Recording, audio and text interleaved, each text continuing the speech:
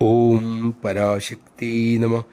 ഏറെ സാധന ചെയ്തിട്ടും തൃപ്തി തോന്നാത്ത ഒരു യുവാവ് അമ്മയ്ക്കരികിലെത്തി. അവസരം കിട്ടിയപ്പോൾ അമ്മയോട് ചോദിച്ചു, അമ്മേ, ഗുരു അത്യാവശ്യമാണെന്ന് അമ്മ പറയുന്നുണ്ടല്ലോ, മറ്റു വഴിയൊന്നുമില്ലേ? അമ്മ അരുളി, മോൻ്റെ അനുഭവം തന്നെ നോക്കിയാൽ അതിൻ്റെ ഉത്തരം കിട്ടില്ലേ?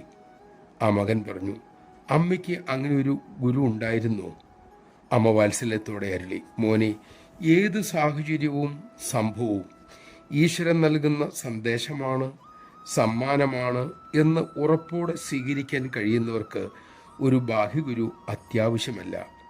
പക്ഷേ എത്ര പേർക്ക് അതിന് കഴിയും? പ്രകൃതി ഒരു പൂമുട്ടിനെ വിടർത്തും പോലെ സദ്ഗുരു ശിഷ്യനെ പൂർണ്ണനാക്കുകയാണ്. അവൻ്റെ അടഞ്ഞ ഹൃദയം മെല്ലെ മെല്ലെ തുറക്കുകയാണ്. ശിഷ്യൻ അജ്ഞതയിലാണ്, ഗുരുവാകട്ടെ ജ്ഞാനപ്രകാശത്തിലും. ഗുരുവിൻ്റെ തലത്തെക്കുറിച്ച് ശിഷ്യന് ഒന്നും അറിയില്ല. അജ്ഞത മൂലം ശിഷ്യൻ അസ്വസ്ഥനും അക്ഷമനുമാണ്. ഗുരുവിൽ പോലും ശിഷ്യൻ കുറ്റവും കുറവും ചിലപ്പോൾ കണ്ടെന്നു വരും. പക്ഷേ കരുണാമയനായ ഗുരു ശിഷ്യൻ്റെ നില മനസ്സിലാക്കി ശാന്തമായി അവനെ മെല്ലെ ഉയർത്തുന്നു. നമഃശിവായ.